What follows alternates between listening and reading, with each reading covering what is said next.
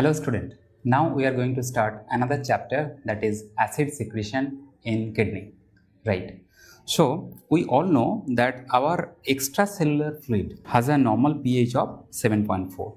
So first we will give you an overview. Okay, so extracellular fluid which has a normal pH of 7.4 in normal resting condition. Now we all know that throughout the day multiple acids and bases will be added up in this extracellular fluid or in the blood. So that will try to change the pH of this extracellular fluid. Like for example, all of us know that because of the continuous cellular activity, because of continuous metabolism inside the cell, there will be production of carbon dioxide. So this carbon dioxide is a kind of acid, right, which will be added in the blood. But thing is that carbon dioxide is a part of the volatile acid, volatile acid, right? And this volatile acid will be easily, excreted by our lung, right? So we all know that carbon dioxide means it will be easily excreted by the lung, right? How much carbon dioxide in the form of acid or volatile acid is produced per day? You may remember that this is 15,000 millimole per day, but all of them can be easily tackled down by lungs. But due to metabolism, certain organic acids, like sulfuric acid, phosphoric acid, they are also produced, and they will be also added up in this extracellular fluid, but these acids cannot be excreted by lung. So this is a part of the non-volatile acid, non-volatile acids, right? So this non-volatile acids generally produce 40 millimole per day, right? So that is coming from where? That is coming from cellular metabolism. So this non-volatile acid, someone has to tackle this non-volatile acid, and lung cannot do it. So kidney is going to do this tackling, right? Similarly, from the GIT, from your diet, from your GIT, continuous there is absorption and secretion of certain acid and bases. If you look at the net addition of acid from this diet and GIT, that is equal to 30 millimole per day. This is also a kind of non-volatile acid, non-volatile acid. So getting my point? So I can understand from this discussion that per day our extracellular fluid getting extra 70 millimole non-volatile acids it is getting per day. So who is going to handle this extra acid or non-volatile acid? Obviously the kidney is going to handle this. So how the kidney is going to handle this non-volatile acid? It will excrete the acid, but can kidney easily do the excretion of all this non-volatile acid? Answer is no. Rather, kidney, how it is going to tackle? Look at. So the kidney will add some new bicarbonate molecule. So new bicarbonate molecule will be generated by kidney, and that bicarbonate will be added up in the extracellular fluid. So this is a kind of base, and this base is going to neutralize the extra acid which is already added to the extracellular fluid. Getting my point? So kidney is basically neutralizing the extra acid not by direct excretion, but by addition of certain bicarbonate molecule, which is I am writing here new bicarbonate. New bicarbonate means kidney is generating this kind of bicarbonate molecule within kidney cells.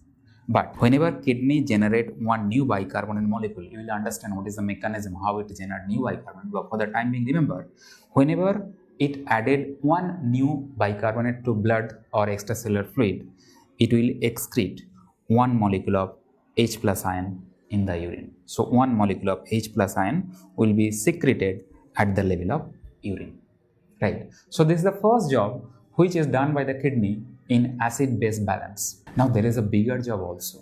What is a bigger job? The extracellular fluid contain huge amount of bicarbonate, right?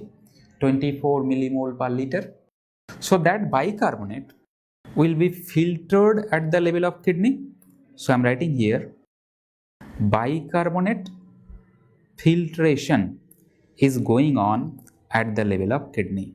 Right. How much bicarbonate is filtered in one day? If you look at the bicarbonate level in the blood is 24 millimole, right? Millimole per liter. And what is the GFR? GFR in one day is 180 liter per day. So in one day, 4320 millimole of bicarbonate is getting filtered at the level of glomerulus. Right. If this bicarbonate is excreted in your urine, then that is loss of bases. Huge amount of acidosis will develop, but that does not happen because kidney reabsorb almost all this bicarbonate. So it is said that 99.99% of bicarbonate is reabsorbed from the kidney, okay, by a very particular fashions. Okay, so it is reabsorbing almost all bicarbonate. 80 to 90% of them will be reabsorbed from proximal convoluted tubule. So this is also part of the acid-base balance because bicarbonate loss is equal to loss of base from the body. So kidney has to reabsorb all this bicarbonate. So I am writing here bicarbonate reabsorption is the second challenge to kidney. Reabsorb huge amount of bicarbonate. Now, whenever kidney want to reabsorb bicarbonate molecule from filtrate, it has to again secrete one H plus ion. H plus ion secretion is done at the level of urine. So what I am saying, this bicarbonate reabsorption is also indirectly coupled to H plus secretion at the level of nephron. Getting my point? So now you can understand that whenever kidney is maintaining the acid-base balance, okay, it is secreting H plus ion or it is reabsorbing bicarbonate, right? So this H plus secretion is one of the major job of kidney. We are going to see what is the mechanism of this H plus secretion. But before that, you know that whenever there is change in pH of the extracellular fluid, like for example, if there is acidosis, what will happen? This new bicarbonate formation by the kidney will be increased. So new bicarbonate generation by the kidney will increase. Not only that, there will be increase in bicarbonate reabsorption. Reabsorption of bicarbonate will also increase. But whenever there is alkalosis, okay, increase in pH of the extracellular fluid, then this reabsorption will be decreased by the kidney. So there will be decreased reabsorption of filtrate bicarbonate. This way, kidney beautifully balance the pH of the extracellular fluid. So now our main thing is that how this H plus ion is secreted in various part of nephron. So first of all, you remember that acid secretion in kidney, acid secretion in kidney occurs in all part of the nephron. All parts of the nephron can secrete acid or H plus ion except MCQ, right? Except descending thin segment of loop of Henle, the descending limb, and the ascending thin segment of loop of Henle, thin segment of loop of Henle. But rest of the part of the nephron means they can secrete acid.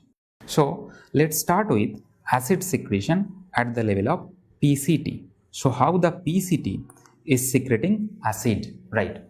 So PCT, whenever it secretes acid, indirectly it reabsorbs bicarbonate. Okay, how? That mechanism we are going to discuss. So PCT.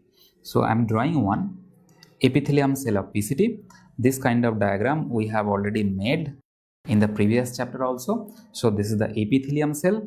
I hope you are understanding that this is the luminal side and this is the basolateral side or capillary side, right? So there is huge amount of filtration of bicarbonate at the lumen of this nephron. At the level of proximal convoluted tubules, the acid secretion or H plus secretion is done by a transporter protein which we have already discussed, that is hydrogen sodium exchanger, sodium hydrogen exchanger. This is known as NHE, sodium hydrogen exchanger molecule. This is the carrier protein. This is the secondary active antiporter which is secreting H plus ion in the lumen of the proximal convoluted tubules, right? Then what will happen? Obviously bicarbonate is already present in the lumen of the PCT and that is huge in amount, huge in quantity, and the H plus ion now secreted in the lumen. So now both will react with one another, and we all know that this reaction is going to produce H2CO3, carbonic acid, right? Now this reaction can happen spontaneously also, it can done by enzymes also, and the enzyme which helps in this reaction is Ca, carbonic anhydrase. But remember, the carbonic anhydrase which is present on this luminal membrane, this is type 4 carbonic anhydrase which is specially for the lumen of the proximal tubule. Getting my point? So this is carbonic anhydrase type 4. It is not present in distal part of the nephron. So this carbonic anhydrase type 4, this microvilli enzyme which is specially present at the level of proximal tubule. So this enzyme will enhances this reaction. So carbonic acid will form, but this carbonic acid will again divided into carbon dioxide and it will be divided into water. Now both of them is going to enter through this proximal tubular membrane. Carbon dioxide, because it is a gaseous molecule, it will diffuse, and water, there is aquaporin channel 1, so through that water will enter. Now again inside the cell, this carbon dioxide and water will again interact with one another and the carbonic acid will forms once again inside the cell. So similar kind of reaction is also occurring inside the cell. Carbonic acid is formed at the level of cell also, right? So just hold on. Okay, so carbonic acid is formed here also.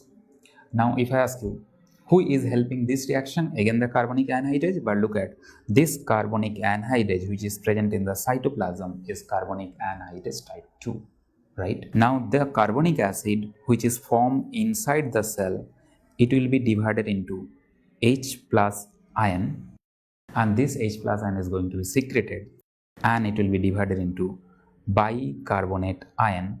This bicarbonate ion is going to be transported or absorbed into the blood with a transporter protein which is known as sodium bicarbonate co-transporter molecule, or known as NBC, sodium bicarbonate co-transporter molecule.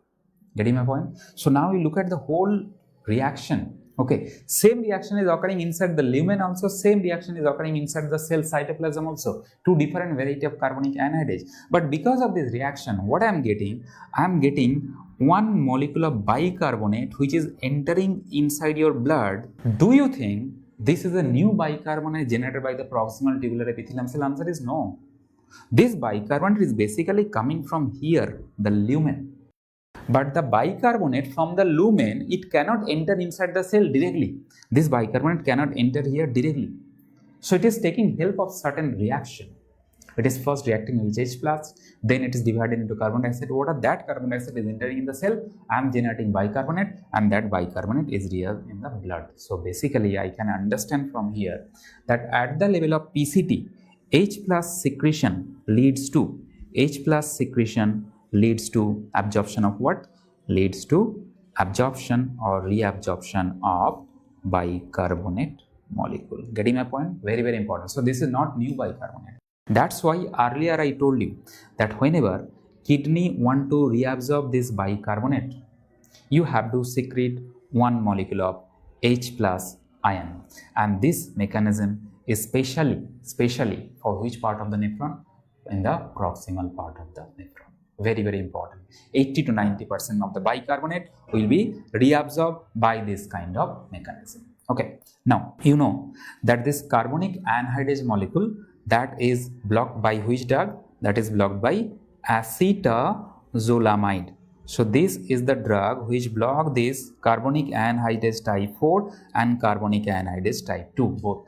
So if you give this drug, you are preventing the reaction of this bicarbonate generation and bicarbonate reabsorption. So bicarbonate will be lost extra in the urine, right? You will not be able to reabsorb whole bicarbonate. That's why we know that acetazolamide causes mild acidosis, and which is beneficial for high altitude pathology, right? Because in high altitude you wash out the carbon dioxide from body, that leads to alkalosis. So to counteract that alkalosis, this acetazolamide helps, right? So this is the first part, that is the PCT, how it is secreting acid, right? Now, at the level of proximal straight tubule, the mechanism of acid secretion is similar, but there is only one difference. Okay, so at the level of proximal straight tubule, the luminal transporter is same, that is sodium hydrogen exchanger, okay, NHE.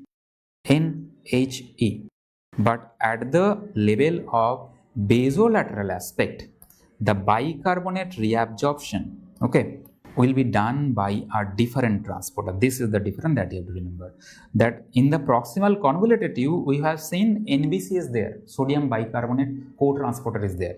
But at the level of proximal straight tubule, that is the later half of the proximal tubule, the bicarbonate chloride antiporter is there, and this is known as anion exchanger. Getting my point? Otherwise, the whole reaction, this H plus ion will react with the bicarbonate, and the same thing will happen inside the cell also. This reaction is same to same like that of the PCT and PST. But basolateral transporter is different in case of PST. At the level of TAL, so the next segment where the acid secretion is occurring at the TAL, I told you the descending thin segment and ascending thin segment, no acid secretion. So at the level of TL, the mechanism is same with that of PST, proximal straight tubule. Both the luminal transporter as well as the basolateral transporter, both are same to same. Right. Now, you again go back to this proximal tubule and mechanism of acid secretion. So, whatever amount of acid is secreted at the level of proximal tubule, that is neutralized by the bicarbonate which is present at the level of lumen. So, this bicarbonate is a buffer at the level of urine, Getting my point? And it's a very strong buffer, very huge capacity, because the filtered bicarbonate is huge. So whatever amount of H plus ion you are secreting at the level of proximal tubular epithelium, proximal tubular lumen, do you think that this H plus ion is going to cause acidify of your urine? Answer is no, because this strong buffer is there at the level of proximal tubule. So there will be no acidification of urine, okay, at the level of PCT, no acidification of urine at the level of PCT, because the bicarbonate is a very strong buffer in urine. Okay, if the H plus ion secretion is very high, even higher than that of the bicarbonate, then acidification can occur, but that is kind of pathology. Normally, the acid secretion in PCT is not going to cause acidification. So now, where the acidification of the urine will occur? Okay, so now look at the mechanism of acid secretion at the level of DCT and collecting duct. Mechanism of acid secretion at the level of DCT and collecting duct. You know which cell is going to secrete acid? I alpha type of cell, intercalated cell alpha, that is going to secrete acid at the level of DCT and mainly the collecting duct. Okay, so it is the collecting duct where the acidification of the urine occurs. So now you look at the mechanism. Again, the same thing. This side I will draw the luminal side, and this side is the basolateral side. Okay, I will divide this cell into two parts. Okay, two mechanisms I will show. In the first mechanism, you look at the acid secretion at the level of collecting duct and DCT, the intercalated cell alpha variety, is done by one major transporter which secretes H plus ion, and it's a pump, primary active transporter. It is nothing but H plus ATPase, hydrogen ATPase pump, primary active transporter, which is secreting H plus ion into the lumen. There is another one also, okay, which secretes H plus ion, okay, in exchange with potassium, hydrogen potassium ATPase. This is not exchanger basically. This is also a primary active transporter. This is hydrogen potassium ATPase molecule. So the acid secretion at the level of collecting duct mainly and later part of the DCT is done by these two transporter, but the main one is the hydrogen ATPase molecule. And also remember that this hydrogen ATPase molecule is stimulated by hormone aldosterone. So aldosterone will causes more acid secretion in the urine. More the aldosterone, more will be acid secreted in the urine, stimulated by H plus aldosterone hormone, right? Okay. Now, whenever the H plus ion is secreted in the lumen of the collecting duct and DCT, how this H plus ion will be neutralized? Because most of the bicarbonate has already been reabsorbed in the PCT and at the level of TAL.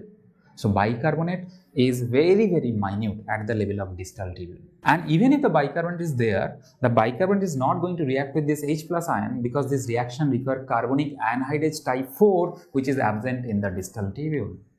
So because of these two reasons, bicarbonate is not going to buffer this H plus ion, but rather there is another buffer system here, and that is known as phosphate buffer in the urine. So phosphate buffer means HPO4 2 minus. Okay, this phosphate buffer molecule, it will react or it will combine with this H plus ion which is secreted, and because of this reaction it will form H2PO4 minus. Now this H2PO4 minus, this is mild acidic. This is mild acidic, and this is secretion of acid in the urine. So obviously this H2PO4, although it is mild acidic, this is going to cause acidification of urine. There is another one, I will come to that. But before that, you remember that this H2PO4, this is a acid which is excreted in the urine from the body. So at the level of collecting duct and DCT, whatever H plus ion is secreted, that is generally buffered by phosphate buffer, but that is not very strong buffer. Because whenever this phosphate buffer reacting with H plus ion, it is forming H2PO4 minus, and this is a mild acidic, and because of this mild acidic molecule, the urine will acidify. Okay, classically, historically, this H2PO4, this is known as titratable acid. This is known as titratable acid secretion in the urine. Okay, so historically, this is known as titratable acid in the urine. So H plus ion excreted in the urine in the form of phosphate, that is the titratable acid in the urine. Right. Now, apart from this, I told you there is another mechanism of acid secretion in the urine. That mechanism is ammonia genesis mechanism. Okay. So, ammonia is generated in the collecting duct and distal tubular epithelium cell, even in the proximal tubular cell also, from glutamine. So, the glutamine is going to enter. Inside this epithelium cell. Inside this cell, this glutamine, okay, through multiple steps, it generates ammonium NH4 plus ion, and it also generates bicarbonate ion, right? Okay. So what will happen? This ammonium ion, which is generated from this glutamine, now it will be divided into, two, H plus ion and ammonia in gaseous form, NH3 and H plus ion. Now we know that this H plus ion can easily secreted here because the transporter we know, right? So this H plus ATPase is there and hydrogen potassium ATPase is there. So this H plus ion will be secreted in the lumen. And this ammonia in the gaseous form, it will easily cross the membrane and it will reach in the level of lumen. At the level of lumen, this H plus ion and this ammonia, again it will form ammonium ion, and whenever it forms ammonium ion, this cannot be reabsorbed by this tubular epithelium cell because it's an ionic version. This kind of diffusion of these ammonia gases, so the ammonia in gaseous form, it is diffusing through this membrane, and when it is ionic form, the back diffusion is prevented. This is typically known as non-ionic diffusion.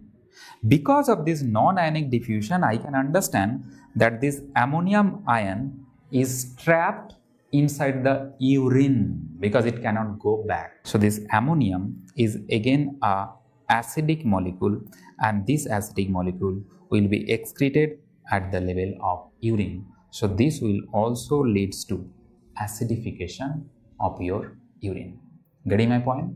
So if I ask you, so what is the bottom line? Bottom line is that excreted acids in the urine, excreted acid in urine means it is either in the form of H2PO4, okay, minus plus ammonium, right, ammonium. So this H2PO4, this is basically known as tritable acid, and then ammonium ion, and if there is extra bicarbonate is excreted in the urine, then you have to subtract that bicarbonate. So secreted bicarbonate, that you have to subtract from this whole thing. So this is nothing but net acid secretion, net acid secretion in urine. This is the formula. Net acid excretion or secretion in the urine is equal to H2PO4, how much, in form of ammonium, how much, minus if there is bicarbonate, then this is the net acid secretion at the level of urine. Okay, now whenever this net acid is secreted in the form of phosphate or ammonia, okay, you can see here that there is production of one bicarbonate molecule in the ammonium production. So what is the fate of this bicarbonate? This bicarbonate is going to reabsorb in your blood, and the transporter which is present here is the chloride bicarbonate antiporter, that is nothing but anion exchanger. Getting my point? So now you tell me, this bicarbonate which is entering in your blood, is it coming from your lumen by reabsorption? Answer is no, no, no. This is what bicarbonate? This is known as new bicarbonate, right? So that's why I told you earlier during this discussion that whenever kidney want to generate one new bicarbonate, it has to secrete one H plus ion. So new bicarbonate generation, either it will be formed by this hypophosphate generation, H2PO4 generation, or it will be done by this ammonium excretion. So this ammonium excretion is producing bicarbonate that is reabsorbed in the blood. It is a new bicarbonate. And in the first reaction where we are talking about this phosphate buffer, what is the source of this bicarbonate? This will be formed by reaction. Carbon dioxide will enter in the cell. This will react with water. It will generate H2CO3. The same reaction, it will produce H plus ion, which will be excreted in the lumen, and bicarbonate ion. This bicarbonate ion will again reabsorb by the same kind of transporter, that is chloride bicarbonate antiporter. It is nothing but anion exchanger. So again, this is the bicarbonate which is nothing but new bicarbonate. Getting my point? So whenever you want to generate new bicarbonate, you have to excrete one molecule of H plus ion in the lumen. If I ask you, new bicarbonate generation is occurring in particular in which part of the nephron? The distal part of the nephron. Although the proximal tubule can also generate new bicarbonate, but very little in amount. Okay, it is mainly the distal part. And this phosphate and this ammonium, these are also two buffer in the urine. So basically, previously we have discussed there is a bicarbonate buffer in the urine. Now we are saying that there is a phosphate buffer which is also present in the urine, which is trying to neutralize the acid, and there is ammonium buffer is also there in the urine. So these are also two buffer. Now if I ask you that this phosphate and ammonium buffer, where they work? Okay, so please note down. Bicarbonate buffer, okay, buffer, it's mainly act at the level of PCT because filtration is very high there, but although it can work at the level of collecting duct and DCT, right? Very minute action there. Ammonium buffer, the main action is again at the level of PCT, although it can act at the level of collecting duct, right? And phosphate buffer, again the main action is at the level of PCT, but it can also act at the level of collecting duct and DCT. So all three buffer, they have dominant action at the level of proximal convoluted tubules. But if I ask you the question in a different way, that what is the main buffer at the level of PCT, okay, then your answer is bicarbonate. What is the main buffer at the level of distal tubule? At the level of distal tubule, that is DCT, and collecting duct. So DCT and collecting duct में main buffer either ammonia or phosphate. Which one is the answer? The phosphate buffer is more important in distal tubule than that of ammonia buffer, right? So this way you have to remember that overall the main buffer, the strongest buffer in the urine is bicarbonate. But proximal tubule again the bicarbonate, but distal tubule the main buffer is the phosphate buffer, right? Now look at the whole overview, whole mechanism once again. Why? If there is mutation of this NBC transporter, so this NBC, if there is mutated, so what will happen? Bicarbonate will not be able to reabsorb from the proximal tubule. Huge bicarbonate will be excreted in the urine. There will be acidosis. This particular type of acidosis, where mutation of NBC is occurring, this is one of the cause of renal tubular acidosis, which is nothing but proximal renal tubular acidosis. We all know proximal renal tubular acidosis is also known as type 2 renal tubular acidosis. Now look at the distal tubule. Okay, if there is mutation of this anion exchanger, or if there is mutation of this hydrogen ATPase, then also there will be renal tubular acidosis. This is distal renal tubular acidosis, one of the cause. So I can write down here that renal tubular acidosis. Okay, proximal renal tubular acidosis, what I told, proximal renal tubular acidosis is also known as type 2. Okay, so this is type 2 variety. Okay, this is one of the genetic cause is mutation of NBC transporter, sodium bicarbonate cotransporter. Then distal tubular acidosis, distal renal tubular acidosis, it is also known as the type 1 renal tubular acidosis. Here mutation can occur either at the level of hydrogen ATPase, or mutation can also occur in anion exchanger, which is reabsorbing bicarbonate from the basolateral membrane.